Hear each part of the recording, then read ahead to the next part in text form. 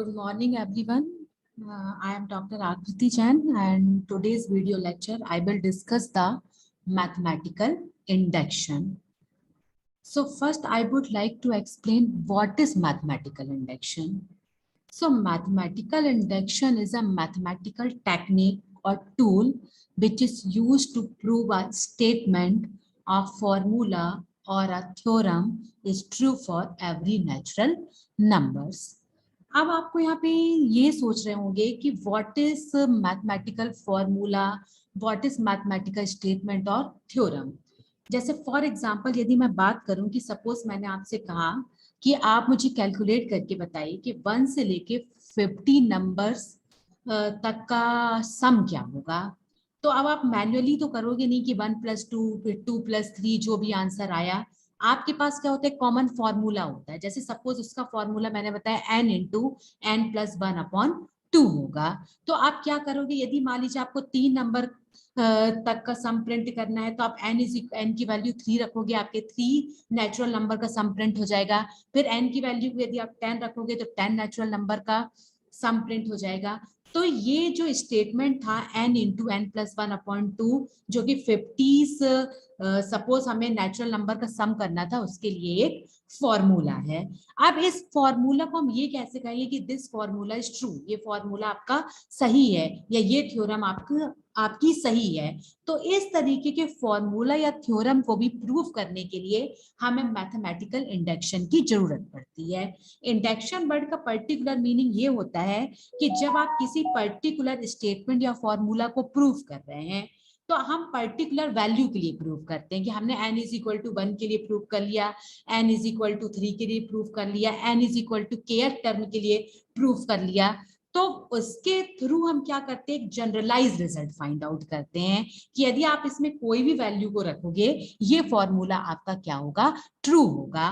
तो जब आप पर्टिकुलर से एक जनरलाइज वैल्यू प्रोड्यूस करते हो तब उस कंडीशन को अपन क्या कहते हैं, मैथमेटिकल इंडक्शन की कंडीशन कहते हैं। तो एग्जैक्टली यही कॉन्सेप्ट हम जब भी कोई थ्योरम या फॉर्मूला को प्रूव करेंगे with the help of mathematical induction, हम यही स्टेटमेंट को ध्यान में रखते हुए प्रूव करेंगे कि सबसे पहले हम इसको कुछ पर्टिकुलर वैल्यूज के लिए प्रूव करेंगे और पर्टिकुलर वैल्यूज के प्रूव करने के बाद हम ये प्रूव करेंगे कि यदि हम कोई भी जनरलाइज वैल्यू के लिए इस फॉर्मूला को प्रूव कर रहे हैं तो उस जनरलाइज वैल्यू के लिए भी ट्रू होगा। यदि हम इसकी मैथमेटिकल डेफिनेशन देखें तो सिंपल होता है, a certain statement of formula और theorem P of n is true for all n belongs to the set of natural number provided it is true for n = 1, that is P1 is true।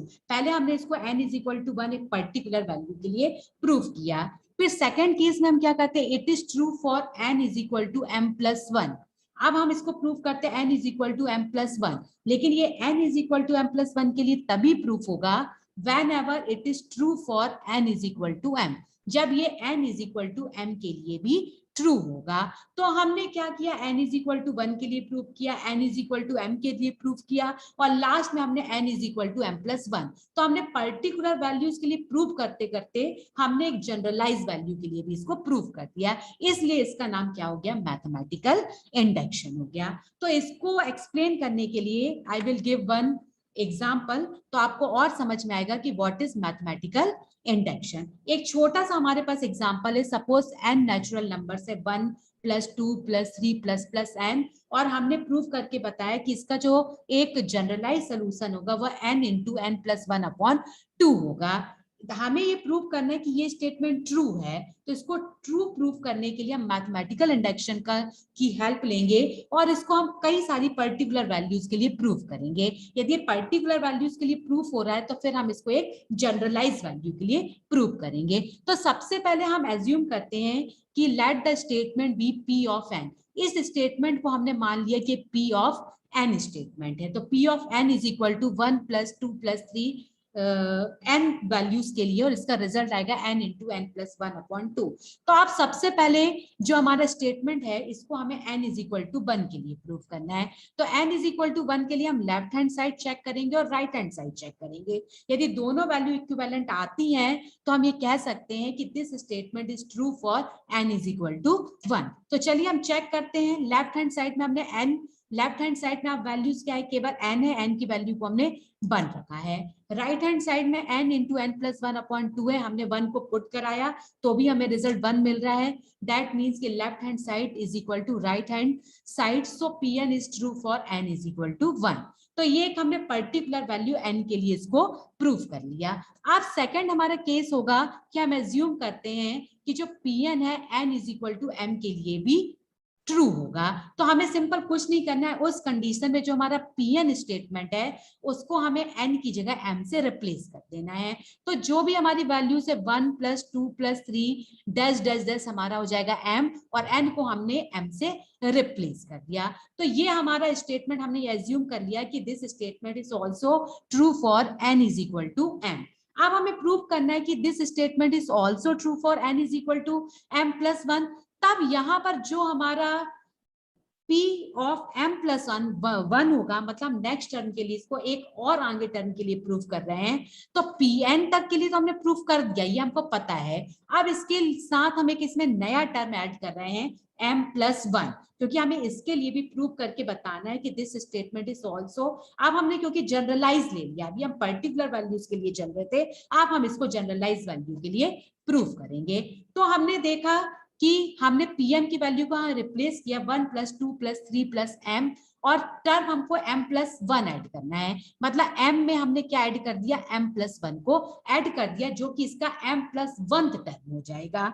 तो जब भी statement होगा, जो भी हमारा last number होगा उसको आप क्या करिए, m + 1 से रिप्लेस कर दीजिए। अब आपको पता है कि 1 + 2 + 3 + डैश डैश डैश m को हम इस वैल्यू से रिप्लेस कर सकते हैं, m इंटू m + 1/2 + m + 1। अब सिंपल हम क्या करेंगे, एल्जेब्रिक एक्सप्रेशन हमारा एक बन गया है और इस एल्जेब्रिक एक्सप्रेशन को प्रूव करेंगे।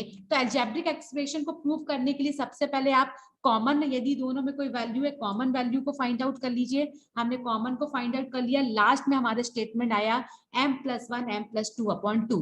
अब हमें कैसे पता चलेगा कि ये स्टेटमेंट हमारा सही आ रहा है, मतलब ये n is equal to m + 1 के लिए भी प्रूफ हो गया। तो इसको चेक करने के लिए सिंपल जो हमारे ये आंसर है n को आप m + 1 से रिप्लेस कर दीजिए। हमने n को यहाँ पर m + 1 से रिप्लेस किया, यहाँ पर भी m + 1 से रिप्लेस किया, आप देखोगे आपको सेम आंसर ही मिलेगा। तो इसका मतलब ये होता है कि Pn is also true for n is equal to m + 1। मतलब ये जब m + 1 के लिए भी प्रूफ हो रहा है, n is equal to m के लिए भी प्रूफ हो रहा है, तो हम ये प्रूव कर सकते हैं कि कितने भी जिन नेचुरल नंबर्स हैं, सभी नेचुरल नंबर्स के लिए ये जो हमारा फॉर्मूला बना हुआ है या ये जो मैथमेटिकल इंडक्शन बना हुआ है, ये हमारा ट्रू होगा।